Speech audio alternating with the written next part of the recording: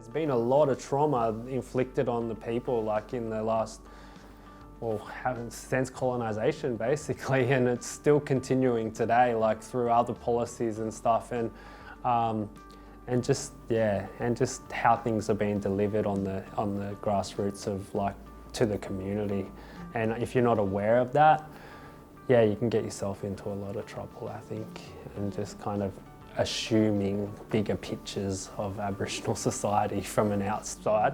You can't preconceive anyone, especially if they're Aboriginal, because you know everyone's an individual, and I've worked with hundreds of people, and not one really has the same story. Tell you that, like, yeah, not at all. Like, there might be similar stories, but we all have similar stories. We're all human, and yeah, but just because you're Aboriginal and you're homeless doesn't mean that you're an alcoholic, you're a drunk, you beat your woman, or you know, you've lost your kids to the system. Like, you know, it just means that you're having a hard time, and you need to approach that person every day, and like as a human. Treat everyone how how you'd like to be treated, you know, and put yourself in their position. If you're in their position, what would you like someone to do for you?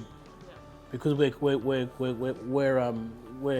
with more of a clearer mind, and our minds aren't clouded by drugs or alcohol or mental health, you know what I mean? So we could easily put ourselves, you know, hypothetically thinking, we can easily put ourselves in their shoes and say, well, look, if I was homeless and this is what I would need, bang, bang, bang, bang. But they don't know that, you know what I mean? So we have an advantage to try and put ourselves in their shoes, and then if that's what you think you might need in that position, then that's probably what they need.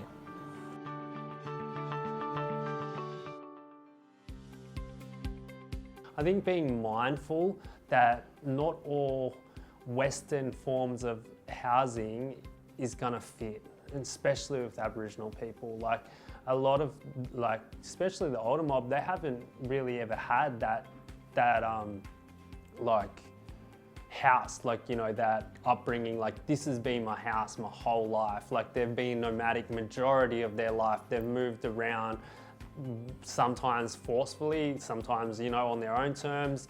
It all depends. But yeah, I think that's important, just to not have like this preconceived that like, oh, we're gonna get you a house, you know, we're gonna put some beautiful furniture in there, you're gonna get a bed, maybe get a pet, and you'll be happy for the rest of your life, you know. There's social isolation. That plays a very big part, along with mental health, and also even if you've come from remote areas, still you want to be around within a community. You know, you want to be able to share your experiences and your life with people, you know, or people of your kind. So you want to be put where there's another mob of blackfellas living there. You might not be related to them, but you feel that you're going to be a part of a community, because a lot of them do get their places, and because they've lived on the streets for so long. And they've been so dependent on their Centrelink and stuff like that. So as soon as they start seeing money getting taken out of that for paying the rent and the bills, you know, all of it comes too complicated, because they've never had to live that life, you know. So sure, you'll have a house and, you know, food and stuff, but you're in the house by yourself. You're alone. It all adds up. Like there's got to be sustainability once you put someone in the housing. You know, you just can't.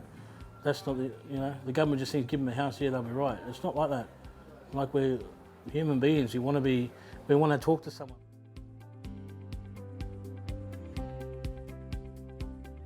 Yeah, the idea of leaving where they grew up, or if they grew up on a mission, or grew up remote areas and come to Sydney, people see Sydney as a whole as opportunity, you know, Aboriginal and non-Aboriginal. And when they do get in, they realise the harsh realities of you know, priority list and actually trying to get into housing. A lot of them fall, you know, so to speak, by the wayside, because they fall straight into homelessness. If they don't have any community or anyone to lean on down here, it's straight on the street. And I've seen it that many times where there either isn't proper things in place for them, or they've just fallen into drugs, alcohol, or it's very, very common. They think that they're going to get this opportunity, but it's really hard. You know, well, Sydney, Australia, it's one of the most, you know, expensive places to live.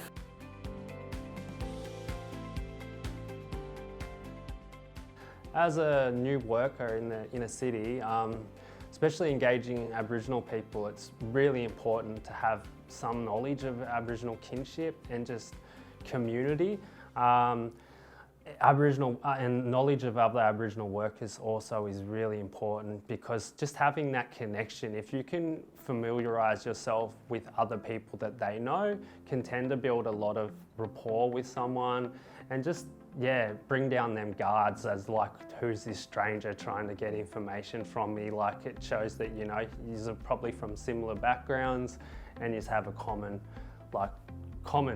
purpose really, like, you know, as a people, and that's Aboriginal people, and also just people that are in this situation and wanting to, yeah, get a solution for people that are disadvantaged. Yeah, trust. It's got to be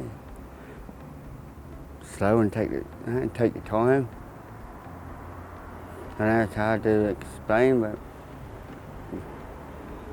every Aboriginal is different. Their spirit's different anyway. I think it's important to be human as well and be really down to earth when engaging people. Like, if you're coming from a place of knowledge and a place of power, it's too intimidating, and no one wants to have to be intimidated to help yourself. Like, you know what I mean? Like, so I think it's really important to just come in as a human, have them chats about human things, real life things, and go from there, instead of coming in with documents and forms and being like, this is the process, we need this to be achieved today. It's just getting back to them like human instincts. You know, just you've got to reassure that person that they can trust you and everything's going to be okay.